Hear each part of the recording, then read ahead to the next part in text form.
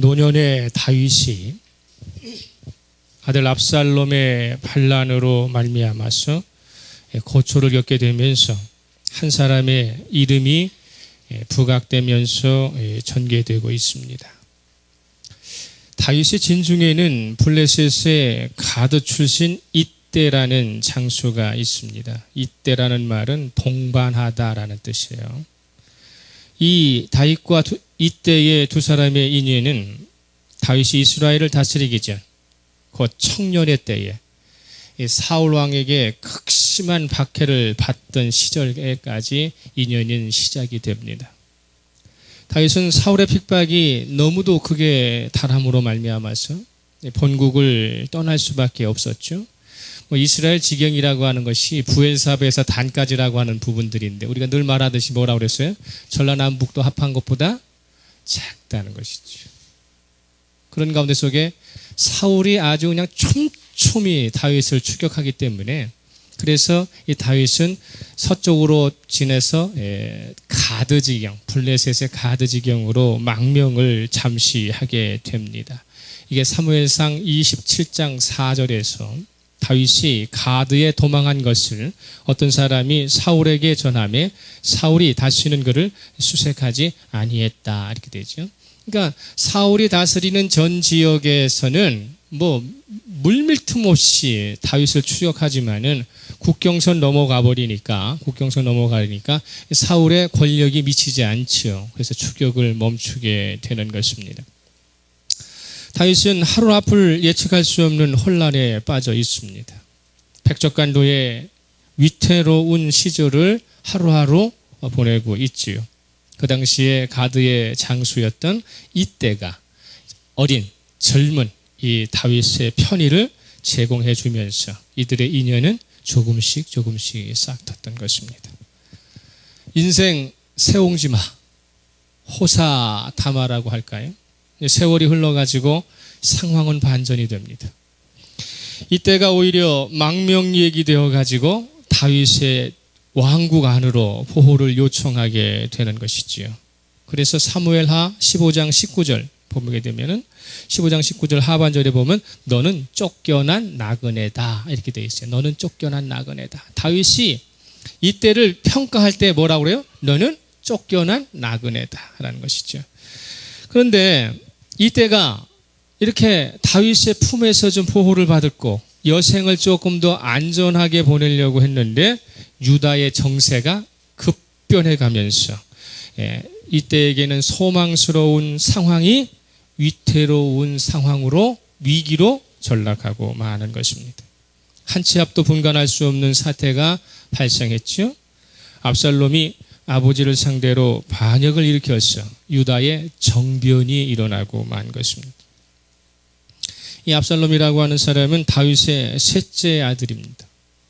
출중한 외모, 지략을 갖추고 있을 뿐 아니라 그 당시에 이스라엘에서의 이 압살롬의 명성은 아주 대단했던 자자한 왕자였지요. 그래서 사무엘하 14장 25절에 이 압살롬을 뭐라고 얘기하느냐면 온 이스라엘 가운데에서 압살롬같이 아름다움으로 크게 칭찬받는 자가 없었으니 그는 발바닥부터 정수리까지 흠이 없었다. 외모뿐만 아니라 지략도 아주 뛰어난 그러한 왕자였습니다.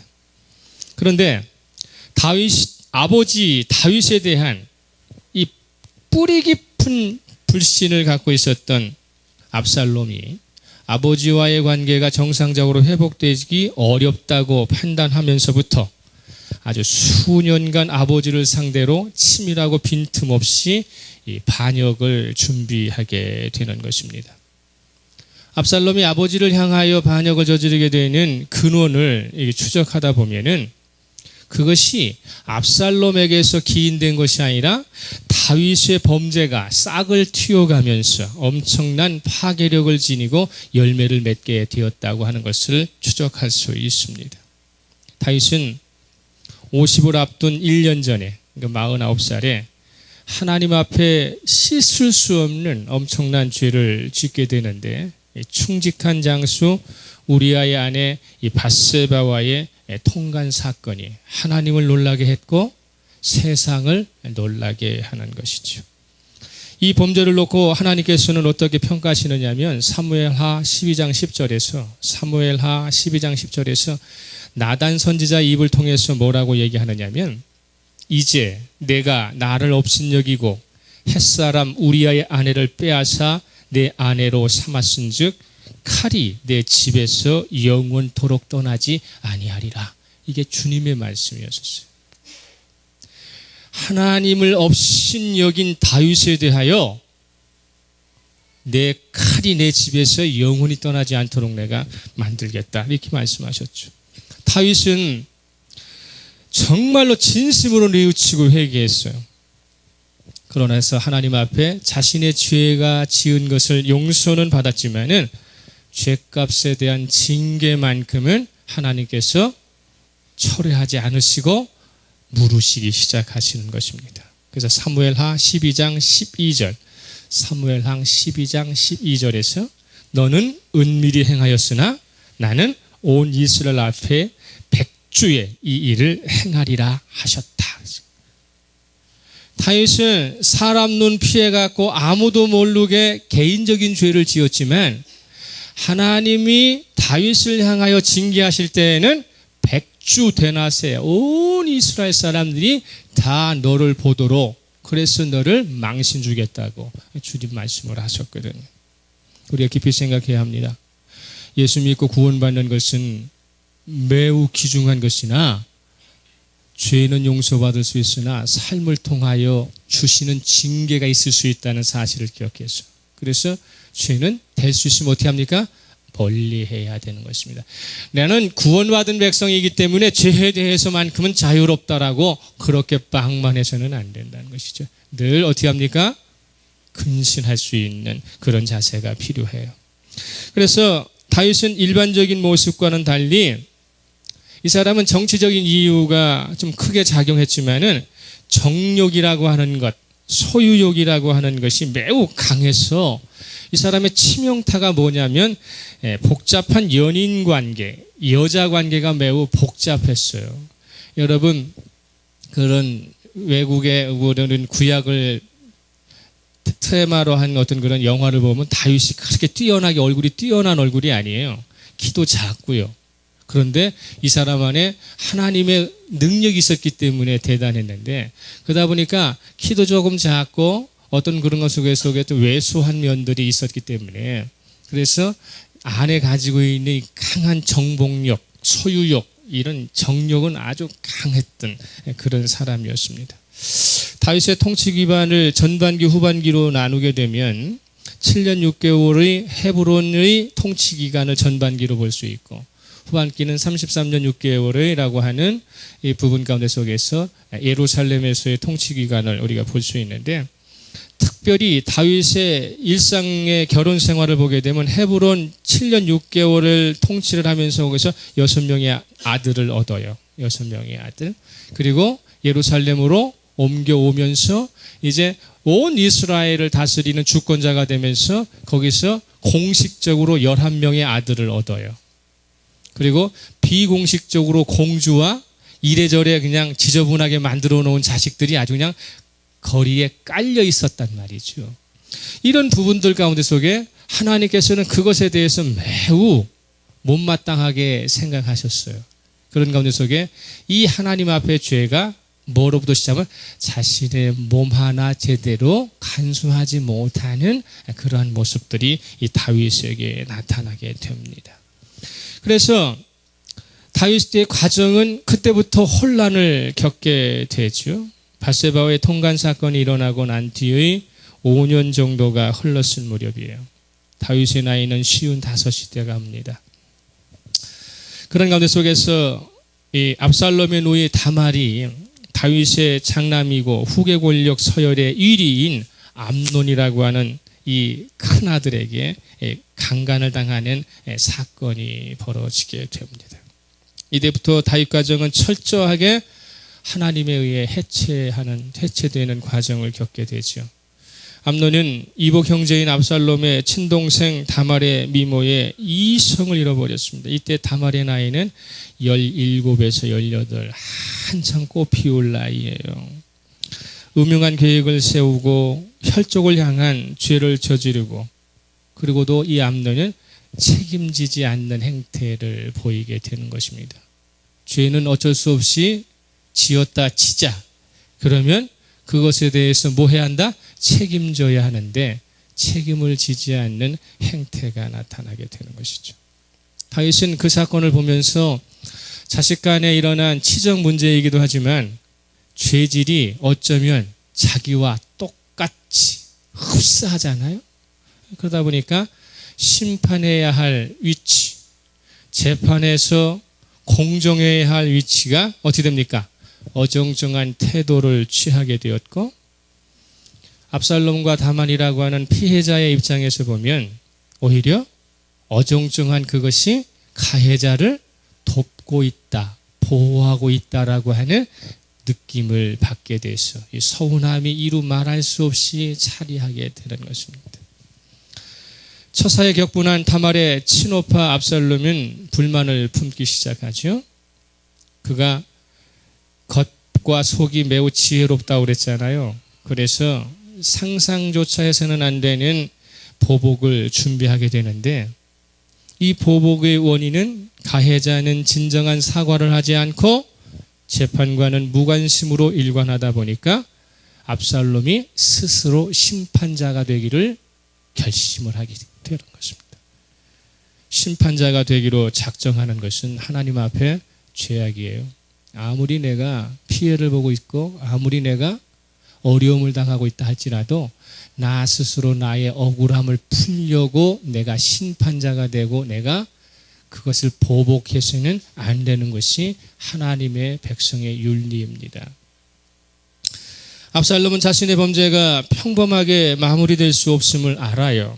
그래서 그의 외할아버지로부터 확실한 보호를 받을 수 있다고 하는 것을 확인한 다음에 3년 동안 외가에서 요랑 생활을 한 끝에 요압의 중재로 복권을 받게 됩니다. 압살롬은 형 암논을 아주 처절하게 죽이거든요.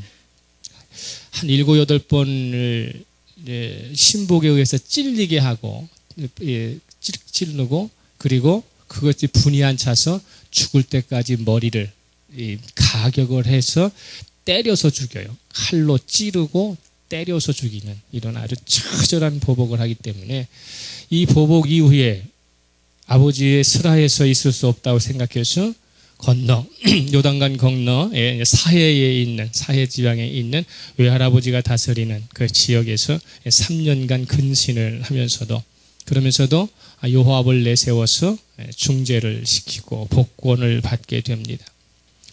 다윗이 압살롬을 향한 용서는 진실한 마음이 담기지 않았어요. 이게 이상해요. 보고는 싶지만 용서는 하고 싶지 않는 거예요. 다윗의 마음이. 멀리 떨어져 있는 자식은 보고는 싶은데 막상 가까이 두고 있으니까 용서가 안 되는 거야. 왜? 그 아들을 볼 때마다 무슨 생각이 나? 자신이 지은 죄악이 자꾸 떠오르니까, 그러니까 자꾸 엉성하게 화해를 하게 되고 회복이 안 되는 것입니다. 따뜻함이 동반되지 않는 용서는, 형식적인 용서는 결국에는 뭘 합니까? 화를 자초하게 돼 있어요.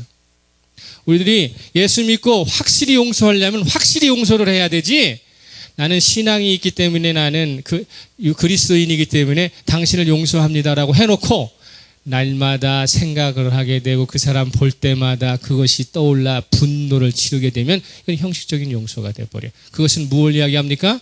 더 나쁜 감정을 만들어내게 되는 것이죠. 복권된 후에 2년이 지나도 아버지와의 관계가 회복될 기미가 안 보이니까 이게 내가 지금 복권이 된 게 아니라 가택연금 수준에 머물러 있구나라고 생각을 하고서 어떻게 해서든지 간에 아버지의 곁을 떠나서 스스로 독립을 해야 되겠다는 생각을 했어. 아버지 앞에 가서 내가 헤브론으로 나의 모든 것을 옮겼어. 헤브론에서 살겠습니다 라고 해서 아버지의 곁을 떠나 헤브론으로 압살롬이 옮겨가게 됩니다. 이들의 관계가 꼬여갈 수밖에 없었던 이유 중에 하나는 자존심 문제였었어요. 아버지가 가지고 있는 자존심, 아들이 가지고 있는 자존심이 있습니다. 암논을 용서하는 것과 압살롬을 용서하는 방법에 있어서 온도 차이가 확실하게 날 수밖에 없는 다윗의 이중적인 성격이 보였기 때문입니다. 암논과 다윗은 방법은 다르지만 같은 죄질을 짓고 있다고 하는 동질감을 갖다 보니까 압살롬의 입장에서는 늘 이율배반적인 행동들이 보일 수밖에 없었습니다. 압살롬은 헤브론으로 자신의 거처를 옮기면서 유언비어 터뜨리고 불만을 유도해 가면서 추종 세력을 하나둘씩 규합을 하게 돼서 민심이 자신에게 어느 정도 기울었다는 확신이 들자 반란의 칼로 복수를 또 시작하게 되는 것입니다. 승기를 잡은 압살롬은 스스로 왕이 되어져서 파죽지세로 예루살렘과 궁전을 점령했으며 아버지 다윗을 제거하려는 수준에 가죠. 우리가 14절 보세요. 사무엘하 15장 14절에 이 다윗이 얼마나 놀랐느냐면요. 사무엘하 15장 14절에 보면 다윗이 예루살렘에 함께 있는 그의 모든 신하들에게 이르되 일어나 도망가자. 그렇지 아니하면 우리 중 한 사람도 압살롬에게서 피하지 못하리라. 빨리 가자 두렵건대 그가 우리를 급히 따라와 우리를 해하고 칼날로 성읍을 칠까 하노라. 이렇게 됐어요. 그러니까 방어하고 대비해갖고 예루살렘의 성이라고 하는 게 얼마나 굳건해요. 그 성에 들어앉아가지고 방어를 하면 될 텐데 너무도 무서운 나머지 방어할 생각을 못하고 어떻게 합니까? 튈 생각만 하는 거예요. 그러니까 어떻게 됩니까? 이 조급증이 막 들어오는 것이죠. 그러다 보니까 뭐랍니까? 도망가자, 빨리 가자, 두렵다, 급히 가자. 이렇게 막 이 14절에 다윗의 심정이 아주 그냥 100% 녹아나고 있는 거죠. 아들을 향한 이 두려움이라고 하는 게 이렇게 어려운 거예요. 어? 그러다 보니까 도망가려고 하는 것이죠. 그런 가운데 속에서 이 오늘의 본문은 거기서부터 시작이 되는 거예요. 압살롬이 아버지를 아주 급히 오는데 압살롬은 어떻습니까? 철저한 준비 그리고 완전한 무장을 하고 그리고 오기 시작하는 것이죠. 자, 여기까지 들으면은 압살롬의 반역이 아버지가 만들어낸 그죠? 원인들이 많다라고 생각할 수 있습니다. 그렇지만 중요한 건 이거예요. 압살롬의 크나큰 잘못이 무엇이냐면 동생의 원수를 갚는다는 명분으로 시작한 복수의 칼날이 중간에 멈출 줄 모르고 인생의 모든 목적을 권력에 정조준하는 거예요. 권력을 정조준하게 되는 것이죠. 그러다 보니까 어디까지 가야 합니까? 아버지의 심장까지 겨누게 되는 것입니다. 자신을 초라하게 만든 상대들은 누가 될지라도 언제나 본때를 보여줘야 한다는 못된 명예심이 휩싸이게 되는 것입니다. 그의 행동과 결정은 언제나 하나님의 뜻과 하나님의 영광하고는 전혀 상관없이 인간적인 방법, 인간적인 중심으로 지금 진행되어 가고 있다고 하는 것입니다. 사실 압살롬의 누인 다말의 입장에서 볼 때에 그의 오빠가 보복을 해줌으로 인해서 다말이 스스로 자신이 얻을 수 있는 유익은 하나도 없었어요. 다말은 자신을 간통한 강간한 큰오빠가 죽었다는 것에 잠시 통쾌함을 누렸을지는 모르겠지만 정작 그의 신변과 주변은 아무것도 달라진 것이 없습니다. 압살롬이 다말을 진정으로 구원해 준 것도 아니고요. 땅에 떨어진 하나님의 정의를 올바로 세워준 것도 아니었기 때문입니다. 단지 다말은 오빠라고 하는 두 사람이 하나는 강간범이고 하나는 살인범이고 아버지에게 이 칼을 겨누는 못된 자식이 됐습니다. 자신을 회복시켜주거나 주변을 선하게 변화시킨 것이 하나도 없다는 것입니다. 인간의 계획이 아무리 치밀하고 결과에 있어서 지극히 성공적이어서 그에 따른 부귀영화를 내가 한 손에 쥘 수 있다 할지라도 분명한 것은 무엇입니까? 하나님이 명하시지 않았다면, 하나님이 인정하지 않으셨다면 그 어떤 명분을 내세우라도 내세워서 일을 치르고 성공했다 할지라도 그것은 아무것도 아니라고 하는 것이라는 것이죠. 하나님이 명령하시는 것, 하나님이 인정하시는 것이 무엇인가에 우리는 초점을 맞추고 살아야 하는 것입니다. 내가 인정해야 되는 것, 내가 취득해야 되는 것, 이게 중요한 게 아니에요. 하나님이 인정하시는 것, 하나님이 나에게 명령하시는 것에 초점을 맞춰야 하는 것입니다. 사탄은 사람과 사람 사이에, 그리고 하나님과 사람 사이에 우발적이든 그렇지 않든 간에 사람과 사람 사이, 하나님과 사람 사이에 생긴 틈새를 놓치지 않고 그 관계를 파괴하는 데에 주 목적을 가지고 있어요. 상대방과의 관계가 틈새가 이렇게 생기면, 상대방과의 관계 속에서 틈새가 생기면 가장 먼저 나타나는 현상이 뭐예요? 감정이 왜곡되는 것입니다. 나와 저 사람이 틈이 생기게 되면 감정의 흐름이 왜곡되기 시작하는 것입니다. 그래서 대부분의 잘못된 결정은 어디서부터 시작돼요? 왜곡된 감정이 비정상적으로 표출되면서 사건은 일어나게 되는 것이죠. 오늘날 우리가 살아가는 살인 사건, 여러 가지 사건 가운데 속에 단초는 뭐예요? 부정확하고 잘못된 감정의 표출이 엉뚱한 것을 향하기 때문에 나타나는 것이죠. 모름지기 빈틈이 생기고 틈새가 생기면 그냥 틈새가 생긴 대로 그냥 유지하는 것이 아니라 거기에는 뭐가 들어오게 돼 있어요? 이물질이 들어오게 되어 있어요. 우리 어른들은 잘 알아요. 옛날 연탄 아궁이 쓰던 시절에. 그죠? 아궁이에서 구들장에 틈새가 생기면 거기에 뭐 들어와요? 연탄가스 들어오죠? 연탄가스는 틈새를 타고 들어와서 그래서 사람을 죽이게 되는 것입니다. 마찬가지죠? 빗물이 왜 떨어지는 거예요? 하늘로부터 내리는 빗물이 왜 떠는 거예요? 틈새나고 구멍 낸 곳을 따라서 빗물이 떨어지게 되는 것입니다. 그렇기 때문에 상대방과의 틈새가 생기게 되면 이 틈새가 무엇으로? 은혜로 채워지고 진리로 채워지면 더 굳건해질 수 있지만 오해로 채워지고 감정으로 채워지게 되면 그건 뭐가 되는 것입니까? 엄청난 불행을 자초하게 되는 것입니다. 압살롬의 오해는 무엇이었습니까? 다윗의 오해는 무엇이었어요? 아버지의 자리를 잃어버렸고 아들의 자리를 잃어버렸고, 아버지의 자리와 아들의 자리를 틈새를 만들다 보니까 거기에 뭐가 들어옵니까? 감정이 들어왔어요. 저 사람은 나에 대하여 불평등하게 이야기한다, 나에게 공평하게 처리해주지 않는다라고 이 오해가 생기고 섭섭함이 생기니까 거기에 뭐가 됩니까? 그 상대는 나의 대적이 돼서 제거해야 할 대상으로 전락하고 마는 것입니다. 나를 낳아준 아버지가 아니고 내 인생의 영화의 꽃에 아름다운 인생의 승리관을 제거하는 자식이 아니라 왼수가 되는 것이죠. 나이가 들어가면 갈수록 은혜와 진리가 가정 속에 넘쳐나야 부부가 사랑스러워지는데 왼수지간이 되어버리는 것은 무엇입니까? 자그마한 감정 하나가 제대로 어떻게 됩니까? 해결하지 못하고 질질 끌다가 그 틈새가 벌어져서 거기에 엉뚱한 것이 들어오기 때문에 그런 것이라는 것이죠. 오늘 본문에 다윗을 상대하는 이때는 그러한 틈새가 생기려고 하는 여지를 보일 때마다 자신을 충성으로 그것을 메꾸고 있다고 하는 사실이죠. 신뢰의 빈틈을 보이지 않고 감정의 왜곡을 일으키지 않으면서 일관성 있는 태도를 확실히 보여줌으로 말미암아서 위태롭고 위기했던 그 사이가 더 좋아지는 사이가 되었어요. 수세에 몰린 다윗의 진영은 긴장감이 감돕니다.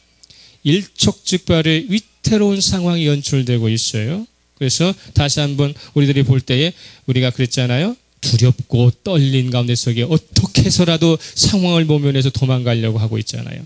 다윗이 압살롬의 공격을 받고 적절한 방어를 대비하지 못한 채 허겁지겁 도망가면서 신복과 군사들을 점거하고 있습니다. 그런 와중에 다윗이 자신의 눈에 들어온 이때를 발견을 하게 되는 것이죠.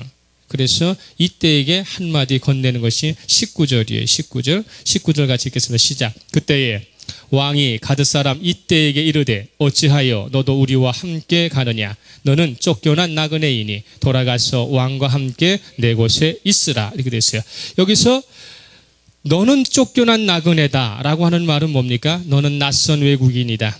그리고 너는 그 나라에서 추방된 사람이다 라는 것입니다. 이때는 그의 조국에서 정치적으로 권력을 실각하고 추방된 외국인인 동시에 지금 다윗의 망명객으로 와 있어요. 그러면서 뭐라고 얘기하느냐 하면 19절 하반절에서 너는 쫓겨난 나그네니 돌아가서 왕과 함께 네 곳에 있으라 이렇게 돼 있어요. 지금 돌아가서 네 곳에 있으라는 얘기는 뭐냐면 지금 예루살렘의 성의 중심부에서 중심부 끝으로 좀 와서 마지막 왕궁 끝에서 점고를 하고 이제 넘어가려고 그래요. 그래서 여기서 17절에 벤메르학이라고 있죠. 벤메르학에 이르러, 이 벤메르학이라는 것은 궁의 마지막 끝부분이란 뜻이에요. 궁의 마지막 끝부분. 그래서 먼 궁이다. 궁의 마지막 끝부분이니까 너는 다시 돌아가라. 중심으로 돌아가라. 이렇게 이야기하는 것이죠. 다윗은 지금 도망가는 위치죠. 한 사람이라도 필요한 형편에서 자신에게 충성을 맹세하고 귀화한 옛 친구 이때를 향해서 반란의 주모자인 압살롬에게 투항하고 편안한 삶을 살라고 권면을 하고 있습니다. 왜 그랬을까? 역사학자들은 두 가지로 봐요. 첫째는 망명자라는 위태로운 신분이 이때의 안전을 마지막으로 보호해주고 싶은 마음이 다윗에게 있었기 때문이다라는 것이고요. 두 번째로는 그 와중에도 이때가 망명자고 이방인이기 때문에 충성심이 얼마나 확고한지를 다윗은 한번 확인해 볼 필요가 있었다는 것이죠. 다윗의 명령을 따라 이때가 압살롬에게 가버린다면 다윗은 이때의 안전을 책임질 필요는 없겠지만 명령에도 흔들림 없이 충성을 다 바친다면 다윗은 이때를 아주 중요한 직책에 올려놓고 참모로 쓰고 싶은 생각이 있습니다. 그래서 20절 보니까 뭐라고 나왔느냐면 20절에 너는 어제 왔고 나는 정처 없이 간다. 참 이게 너는 어제 왔다라는 말은 뭡니까? 너의 망명하는 날이 얼마 되지 않아서 눈앞에 선하다는 것이죠. 얼마 되지 않았다. 그리고 나는 지금 어떻게 한다? 정처 없이 간다. 정처라는 것은 뭡니까? 기약이 없다는 것이잖아요. 예측이 불가능하다는 것이죠. 그러니까 너 힘든 삶을 살다가 여기 와서 안착한 지 얼마 되지 않았는데 이제 나는 또 다시 기약 없는 고난의 길로 간다. 네가 나와 함께 간다는 것은 뭐라는 거예요? 고생덩어리야 라고 이야기를 하게 되는 것이죠. 그런 가운데 속에서 이때의 방명의 시점 이런 부분들 가운데 이 다윗은 뭘 합니까? 한 사람 귀한 그 이때를 보호해 줄 만한 능력과 그런 형편이 되지 못한 처량한 신세로 다시 자기가 빠져버렸다고 하는 이 어려운 상황 속에 있습니다. 이때 다윗의 나이는 63살이었었어요. 얼마나 비참하겠어요. 50대라면 까짓 거 한번 일어서겠다는 생각하지만 다윗이 지금 이 길을 떠나면서 그는 뭘 생각하는 거야? 내 인생이 여기서 마지막일 수 있겠구나 라고 하는 회한에 차 있습니다. 그러니까 그러면서도 뭐라고 얘기합니까? 20절 하반절에서 은혜와 진리가 너와 함께 있기를 원한다 라고 하는 진심 어린 축복을 해주는 것이죠. 나는 정처 없이 기약 없이 광야의 길로 가 내 인생이 광야에서 흩어져 그저 허무하게 없어질지 모르지만 너는 아직 기회가 있으니까 힘 있는 사람에게 가서 그래서 안전을 도모하라. 은혜와 진리가 너와 함께 있기를 나는 진심으로 원한다 라고 그렇게 축복을 해주고 있습니다.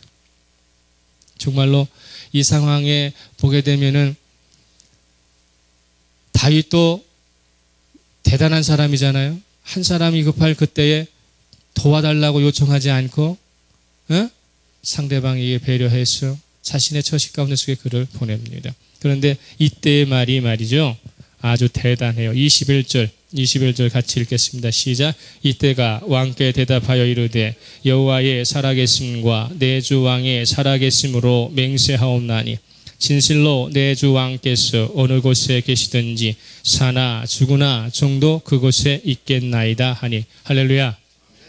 예수 그리스도인의 자세, 예수 그리스도인의 믿음의 성숙함이 우리는 이때를 통해서 우리가 발견해야 합니다. 사나 죽으나 종도 그곳에 있겠습니다. 참 뭉클한 이때의 충정심이죠. 살든지 죽든지 당신의 종은 언제나 당신이 있는 그곳에 있겠습니다. 어떠한 상황에 처하든지 상관하지 않겠습니다. 내가 주인 삼은 다윗 당신을 계속 따르겠다는 단호한 의지가 표현되고 있다고 하는 것이죠. 이 상황은 우리가 또 어디서 발견할 수 있느냐면 룻기에서 발견해서 룻기. 시어머니 나오미가 빈털터리가 돼가지고 거지가 돼가지고 고향 베들레헴으로 복귀할 때 나오미가 두 자부를 놓고, 그죠?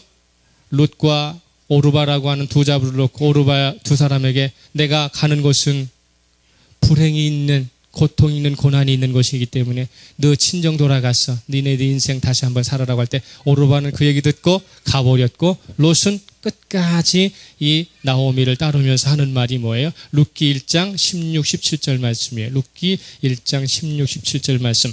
룻이 이르되 내게 이 어머니를 떠나며 어머니를 따르지 말고 돌아가라 강권하지 마옵소서.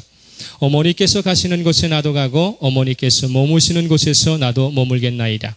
어머니의 백성이 나의 백성이 되고 어머니의 하나님이 나의 하나님이 되시리니 어머니께서 죽으시는 곳에서 나도 죽어 거기 묻힐 것이라. 만일 내가 죽는 일 위에 어머니를 떠나면 여호와께서 내게 벌을 내리시고 더 내리시기를 원하나이다 하는지라. 할렐루야. 그리스도인의 정신은 뭡니까? 힘들고 어려운 사람, 그 사람 곁에서 주의 은총을 우리가 보장해 주는 것입니다. 나오미가 롯의 각오를 더 이상 만류하지 않았던 것처럼 다윗도 사나 죽으나 언제든지 함께 하겠다는 이때의 충성을 기쁜 마음으로 받아들이게 됩니다. 이때는 자기가 처한 상황을 판단할 때 이해관계를 따라 자신이 있어야 할 것을 선택하지 않았어요.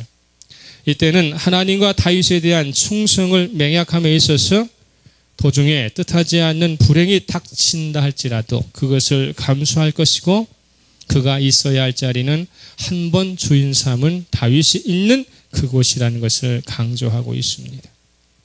예수 그리스도로 말미암아 하나님의 백성된 우리의 자리는 어디여야 하느냐는 것입니다. 성공과 행복을 보장해 준다면, 그저 내가 잘 살기만 한다면 압살롬이 마련해 준 명분 없는 자리일지라도 사양하지 않겠다고 하는 이 세상의 천한 세태에 그리스도인은 편승해서는 안 된다고 하는 사실입니다. 자신의 자리도 아닌데 쓸데없이 욕심과 과욕으로 하나님 앞에 부끄러운 존재가 되어서는 안 되겠다는 각오를 우리는 되새겨야 한다는 것입니다. 때로 성도라는 자리는요, 성경이 제시하는 길을 선택하고 가다 보면 남보다 늦고 더디 가는 것 같고 이렇게 성도로 살다가는 인생 왕창 손해볼 수밖에 없다고 하는 의심이 들고 그리고 괴로움이 들어오는 정황들을 수없이 만나게 된다고 하는 사실입니다. 그렇지만 예수님과 내가 연합된 존재라면, 예수께서 나의 주인 되신다면, 그렇다면 우리는 어떻게 해야 됩니까? 주님께서 보내지 않은 곳에는 절대로 가지 말아야 합니다. 할렐루야. 주님께서 보내지 않는 것은 가지 말아야 합니다. 주님으로부터 부름받지 않았다면 스스로 응답해서도 안 되는 것입니다. 성경이 지시하는 것은 절대로 의심하지 말고 행해야 합니다. 우리의 인생의 텍스트인 성경이 말하는 것은 의심하지 말고 들어야만 합니다. 진리의 길을 언제든지 선택할 수 있도록 하나님에 대한 확고한 믿음을 나는 날마다 어떻게 해야 됩니까? 새로 세워야 하는 것입니다. 자기가 세운 목표를 향해서 모든 수단을 동원하고 스스로 왕이 된 압살롬이 그 일그러진 영성의 삶을 그리스도인은 배격할 수 있어야 합니다. 경계할 수 있어야만 합니다. 근본적으로 압살롬이 패망할 수밖에 없던 이유는 그는 사람들에게 신망을 얻을 수는 있었지만 하나님을 향한 경건성은 매우 취약했습니다. 거만해질 수밖에 없어요. 하나님 앞에 경건하지 않는 백성은 거만할 수밖에 없어요. 오늘 우리 교동문 했던 이 시 55편이 다윗이 압살롬의 이 공격을 받고 지금 광야에서 그래서 지금 불부짖는 것이 시 55편이에요. 그는 다윗은 위기를 만나면 만날수록 항상 어디를 향했느냐면 하나님을 향하는 경건성을 갖고 있었던 거예요. 다윗이 인간성이 좋아서 성군이 된 것도 아니고요. 그가 뭐 철저한 인생 가운데 산 게 그는 오로지 죄는 많았고 잘못은 많이 저질렀으나 언제나 하나님 앞에 경건성만큼은 유지해서 용서받고 회복되었다고 하는 사실이죠. 그는 이 압살롬은 하나님으로부터 오는 은혜와 진리는 외면한 채 인간적인 죄의 결속만을 자랑하고 있습니다. 나중에 나오는 이 뒤편에 아이도벨이라고 하는 사람이 있어요. 이 압살롬의 최참모 제갈공명 역할을 했던 사람. 이 아이도벨이 누군 줄 아세요? 밧사바의 할머니 할아버지예요.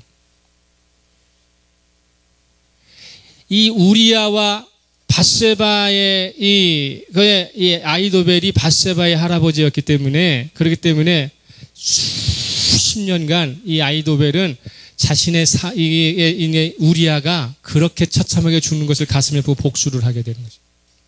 그래서 가장 가까운 친구, 다윗의 가까운 친구였지만 누구 편으로 가요? 다윗을 죽이기 위해서 압살롬 편에 가요. 근데 아이도벨은 알아요. 압살롬이 성공할 수 없다는 것을. 왜? 압살롬에게는 뭐가 없기 때문에? 하나님으로 한 경건성이 없기 때문에. 그래서 아이도벨이 나중에 자살해버리고 말죠. 우리들의 삶에 이게 인격적인 상황에 얽히고 설켜 있는 가운데 속에 있어요. 반란을 성공한 듯한 압살롬의 행동에서 유별나게 도드라지는 특징이 하나 있는데 압살롬은 하나님을 제외한 여러 사람의 의견을 들어요. 그렇지만 하나님을 제외하고 사람들의 이야기만 듣다 보니까 언제나 자신에게 유리한 쪽만을 결정하게 되는 어떻게 합니까? 인간 중심적인 생각만 가득 차 있습니다. 그렇지만 다윗이 위대한 점은 뭐냐면 자신이 불리해지면 불리해질수록 자신의 유리한 쪽을 포기하고 하나님을 선택한다는 사실이에요. 할렐루야. 다윗이 회복하는 역사가 거기서 나타나요. 이때에게도 마찬가지예요. 이때가 데려온 군사가 600명이에요. 이때 한 사람만 가는 것이 아니라 이때가 가면 600이라고 하는 정예 부대가 넘어가요. 그게 용병이거든요. 그러면 압살롬 편에 서게 되면 이때가 선봉장이 될 수밖에 없어요. 그럼에도 불구하고 다윗은 이때에게 뭐라고 얘기해요? 압살롬에게 가서 편안한 삶을 추구하라고 이야기합니다. 하나님을 믿는 사람은 다윗 자신이 불리해지면 불리해질수록 사람을 붙잡는 것이 아니라 하나님을 붙잡는다는 사실이에요. 할렐루야. 광야의 삶 속에서도 그가 다시 회복할 수 있었던 것은 그들의 위대함이 아니라 하나님이 그렇게 하셨기 때문이에요. 다윗을 그렇게 인도해 주셨기 때문에 회복할 수 있었다고 하는 것이죠. 압살롬은요, 항상 묻는 자 같았지만 대답하는 자로 살았고요. 결정 내리는 사람으로 살았어요. 그러나 다윗은 결정하는 사람 같았지만 언제나 하나님께 묻는 자의 삶을 살았다고 하는 사실이죠. 이것이 매우 중요한 것입니다. 자기 중심적인 사람은 하나님으로부터 들을 수 있는 대답도 전혀 없다는 것입니다. 하나님께서 죄 지은 자를 징벌하시기는 하지만 버리지 않으십니다. 끝까지 보호하시면서 새로운 은혜를 계속 제공해 주시는 이유는 무엇일까를 우리는 깊이 생각할 수 있어야 합니다. 다윗과 압살롬의 근본적 차이에서 우리는 해답을 얻어야 합니다. 하나님의 주권적인 인도하심에 내가 맞추어 살 것인가? 아니면 나 스스로 하나님을 도구 삼아 내 인생의 길을 계획할 것인가입니다. 스스로가 노력해서 왕자의 자리를 차지한 압살롬은 가장 중요한 순간에 하나님께 인정을 받지 못했어요. 그래서 패망하게 되는 것입니다. 다윗은 모든 것을 잊고 광야로 쫓겨나는 고난의 길에 들어섰지만 이때와 같은 충성스러운 신하가 함께함으로 말미암아 예루살렘으로 빨리 돌아오도록 역사하신 것은 하나님이시라고 하는 사실입니다. 미래를 확실하게 보장받을 수 없는 처량한 신세가 내 신세일지라도 사나 죽으나 한 번 주인 삼은 예수와 언제나 함께 하겠다는 각오가 있다면 언제든지 어려운 상황을 극복할 수 있고 새롭게 일어날 수 있는 기회를 얻을 수 있다는 것을 우리는 오늘 깨닫고 주인 삼은 예수 그리스도에게 사나 죽으나 언제든지 함께 하겠다는 고백을 통해서 우리의 삶을 내려놓을 수 있어야만 합니다. 마지막으로 사무엘하 18장 2절 보세요. 사무엘하 18장 2절. 그렇게 사나 죽으나 언제든지 내가 당신과 함께 있겠습니다 라고 했던 이때가 어떻게 승승장구하는 사람이 되는가? 사무엘하 18장 2절 시작. 다윗이 그의 백성을 보내냈을 때 3분의 1은 요압의 휘하에 3분의 1은 수르야의 아들 요압의 동생 아비새의 휘하에 넘기고 3분의 1은 가드 사람 이때의 휘하에 넘기고 왕이 백성에게 이르되 나도 반드시 너희와 함께 나아가리라 하니. 할렐루야. 군권의 3분의 1을 망명자가 취하게 되는 것이지요. 그리고 뭐라고 이야기합니까? 나도 너와 함께 할 것이다. 우리가 주님 앞에 언제든지 사나 죽으나 언제든지 함께 내가 주를 따르겠습니다 말씀하시면 그분이 우리에게 주시는 것은 하늘의 보좌 옆이에요. 그래서 오늘 예수님께서 대제사장적 기도를 통해서 하신 말씀 가운데 속에 요한복음 17장 5절 말씀, 요한복음 17장 5절 말씀에서 뭐라고 얘기하냐면 아버지요 창세전에 내가 아버지와 함께 가졌던 영화로서 지금도 아버지와 함께 나를 영화롭게 하옵소서라고 기도했던 것처럼 우리가 주님 쫓으면 창세전에 예수 그리스도에게 약속하셨던 그 영화가 우리에게 주어진다고 하는 사실을 믿어야 합니다. 누구를 따를 것인가? 무엇을 우리가 지금 염두에 둬야 될 것인가? 사나 죽으나 언제든지 함께할 예수 그리스도가 우리와 함께 있음에 그분의 손 잡고 어려운 인생의 길, 실패의 길일지라도 포기하지 말고 주와 동행하시는 저와 여러분 되시기를 예수 그리스도 이름으로 축복합니다. 459장 찬송하겠습니다. 찬송하면서 봉헌하겠습니다.